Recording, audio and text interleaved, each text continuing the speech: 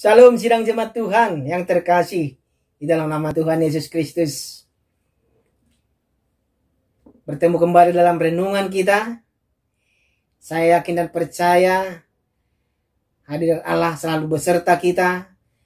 Tuhan Yesus Kristus dengan cinta kasih-Nya selalu memberkati kita, dan juga Roh Kudus yang selalu mengingatkan kita untuk datang kepada Tuhan. Tetap semangat terus dalam renungan kita, dalam mengikuti renungan kita. Karena renungan ini untuk membarui hati kita, untuk memperkuat iman kita. Ya, sidang jemaat Tuhan, persiapkan hati dan pikiran kita. Kita mau memuji Tuhan, kita katakan kepada Tuhan, ku bawa korban syukur.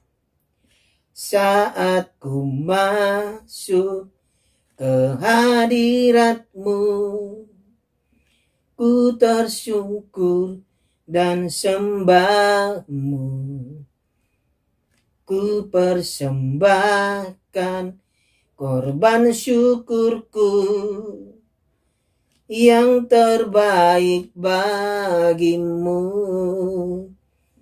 Ku bawa korban syukur ke tempat kudus-Mu Tuhan.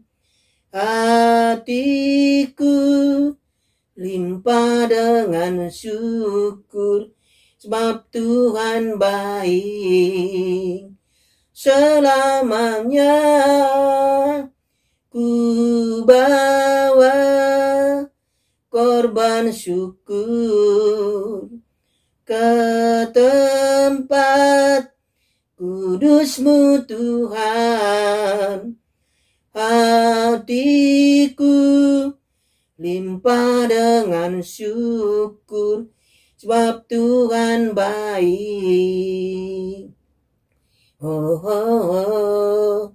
Sebab Tuhan baik.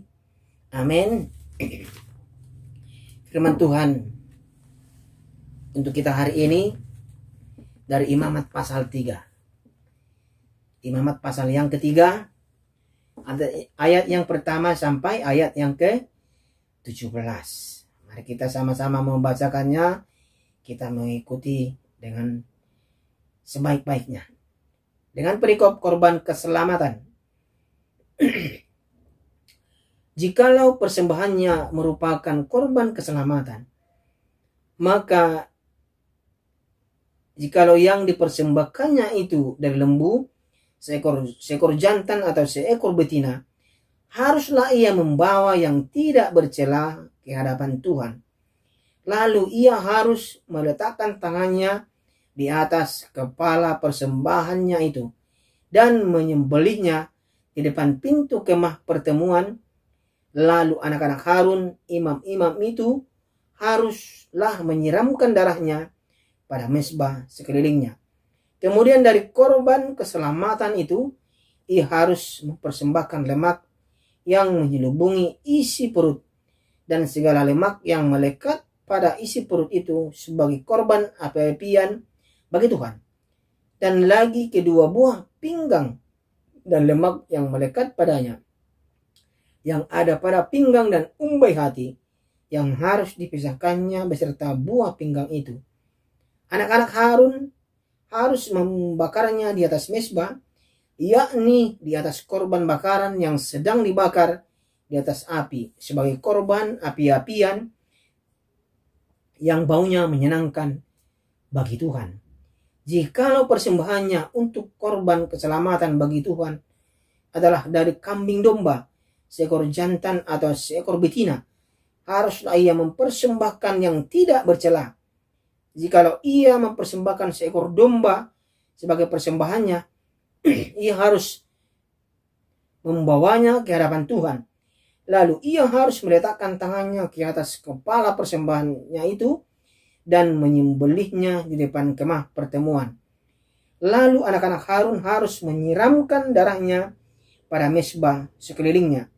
Kemudian dari korban keselamatan itu, ia harus mempersembahkan lemaknya sebagai korban api-apian bagi Tuhan, yakni segenap ekornya yang berlemak, yang harus dipotong dekat pada tulang belakang, dan lemak yang menyelubungi isi perut, dan segala lemak yang melekat pada isi perut itu. Dan lagi kedua buah pinggang dan lemak yang melekat padanya yang ada pada pinggang dan umbai hati, yang harus dipisahkannya beserta buah pinggang itu. Imam harus membakarnya di atas mezbah sebagai santapan berupa korban api-apian bagi Tuhan.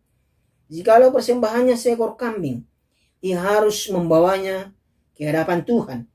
Lalu ia harus meletakkan tangannya di atas kepala kambing itu dan menyembelihnya di depan kemah pertemuan. Lalu anak-anak Harun harus menyiramkan darahnya pada mezbah sekelilingnya. Kemudian dari kambing itu ia harus mempersembahkan lemak yang menyelubungi isi perut dan segala lemak yang melekat pada isi perut itu sebagai persembahannya berupa korban api-apian bagi Tuhan. Dan lagi kedua buah pinggang dan lemak yang melekat padanya, yang ada pada pinggang dan umbai hati yang harus dipisahkannya beserta buah pinggang itu. Imam harus membakar semuanya itu di atas mezbah sebagai santapan berupa korban api-apian, menjadi bau yang menyenangkan.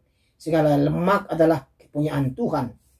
Inilah suatu ketetapan untuk selamanya bagi kamu, turun-temurun di segala tempat kediamanmu. Janganlah sekali-kali kamu makan lemak dan darah. Puji nama Tuhan. Sidang jemaat Tuhan yang terkasih, tema kita pada hari ini adalah korban keselamatan. Sedang terkasih, sidang jemaat Tuhan, korban keselamatan dipersembahkan sebagai bentuk pengucapan syukur kepada Tuhan, pemenuhan najar, atau secara sukarela kita berikan kepada Tuhan. Penjelasan ini memberi instruksi yang sama untuk hewan persembahan yang berbeda. Tadi kita sudah baca ya, ayat yang pertama, ayat yang ke-6, ayat 12.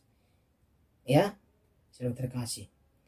Memang tidak mungkin semua lemak diharamkan, karena tak terhindar kan akan ada lemak yang bercampur dengan daging. Istilahnya, tadi kita sudah baca bahwa segala lemak adalah api-apian yang menyenangkan bagi Tuhan. Itu dipersembahkan, harus dipersembahkan kepada Tuhan.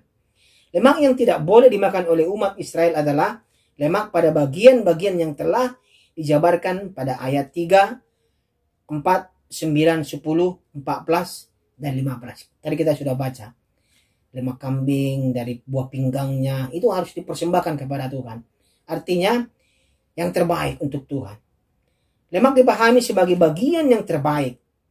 Dalam Bilangan 18 ayat 12 misalnya, ungkapan yang terbaik dari antara minyak anggur dan gandum dalam bahasa Indonesia diterjemahkan dari kata yang juga berarti lemak, ya, lemak. Dalam bahasa Ibrani, secara ritual lemak sebagai bagian istimewa, bagian yang terbaik dari sebuah hewan dikhususkan untuk bagiannya Tuhan. Yang penting yang terbaik untuk Tuhan. Lemak itu adalah bagian yang terbaik, ya. Itu adalah bagiannya Tuhan. Jadi kalau kita mempersembahkan yang terbaik, mempersembahkan korban keselamatan, kita harus mempersembahkan yang terbaik. Seperti bangsa Israel, untuk korban keselamatan mereka memberikan kambing atau domba, jantan ataupun betina. Mereka harus memberikan yang tidak bercelah, yang tidak ada cacatnya. Harus yang sempurna, dia mulus dia. Kenapa? Karena Tuhan tidak mau yang bercacat celah seperti kita, ya.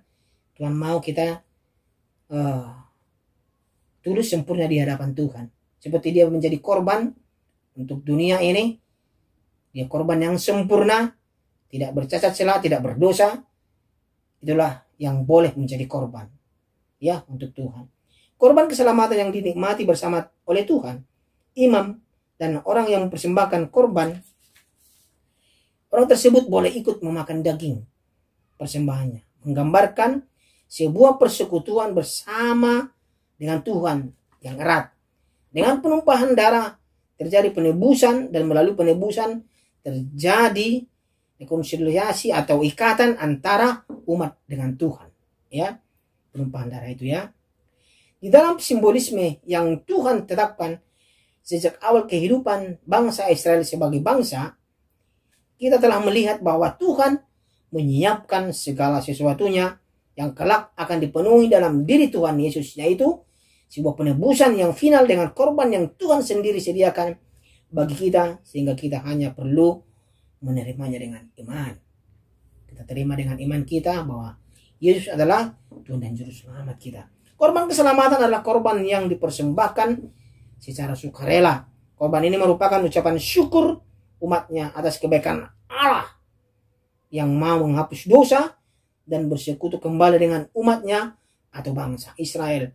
Makna dari korban keselamatan adalah menggambarkan penghargaan dari umatnya atas pulihnya persekutuan dengan Allah. Artinya, kalau bangsa Israel dulu melakukan kesalahan, kalau mereka mau selamat, mereka memberikan yang terbaik untuk Tuhan, korban. Ya, penghargaan tersebut merupakan bukti nyata kerinduan umat Allah untuk bersekutu dengan Allah dengan memberikan korban keselamatan. Oleh karena itu, korban keselamatan diberikan secara sukarela. Tetapi sekalipun sukarela bukan berarti sembarangan. Tuhan menetapkan standar untuk korban keselamatan yang harus dilakukan. Tadi standarnya kita sudah tahu sidang jemaat Tuhan. Ya, tidak boleh bercacat celah. Harus benar-benar mulus korbannya. Ya, demikian halnya dengan ibadah umat Tuhan. Ibadah bukan sekedar sebuah kegiatan membawa sesuatu atau persembahan untuk Tuhan. Tetapi makna ibadah yang sejati adalah persekutuan dengan Allah. Dan bagi orang percaya adalah persekutuan dengan Tuhan Yesus. Tuhan yang sudah menyerahkan dirinya menjadi korban di kayu salib menggantikan setiap kita yang percaya kepadanya. Hidup kita ini adalah korban keselamatan. Kita mau memberikan korban keselamatan, penebus salah kita kepada Tuhan. Kita memberikan yang terbaik hidup kita. Tuhan, seperti Tuhan Yesus memberikan hidupnya. Pengorbanan Tuhan Yesus memulihkan kembali hubungan antara manusia dan Allah yang telah dirusak oleh dosa. Melalui pengorbanannya maka keselamatan menjadi milik setiap orang percaya. Keselamatan adalah hidup kekal bersama dengan Tuhan di surga. Kita harus menghargai pengorbanan Tuhan Yesus yang telah mendamaikan kita dengan Allah. Penghargaan kita seharusnya bukan hanya percaya dan menerima Tuhan Yesus sebagai Tuhan dan Juru Selamat, tetapi juga senantiasa memiliki kerinduan untuk bersekutu dengan Tuhan secara sukarela, bukan karena paksaan, secara pribadi. Mari kita berdoa. Tuhan Yesus Kristus yang baik, kami percaya korban keselamatan yang Tuhan inginkan dari kami adalah hidup kami yang kami persembahkan kepada Tuhan dengan sukarela, dengan keikhlasan kami, bukan dengan paksaan Tuhan. Kami mau menghargai, kami mau Tuhan menghargai, kami mau Tuhan mengimani dalam hidup kami Engkau adalah Tuhan yang sudah berkorban untuk kami, menebus kami Tuhan, agar kami diperdamaikan dengan Allah. Karena itu Tuhan kami bersyukur, berterima kasih punya Allah, punya Tuhan seperti Engkau ya Tuhan Yesus Kristus. Terima kasih Tuhan untuk firman-Mu hari ini. Dalam nama Tuhan Yesus Kristus kami berdoa. Amin. Ya, sidang jemaat Tuhan, tetap semangat. Saya tidak bosan-bosan menghimbau, tetap kita terapkan protokol kesehatan. Tuhan Yesus memberkati.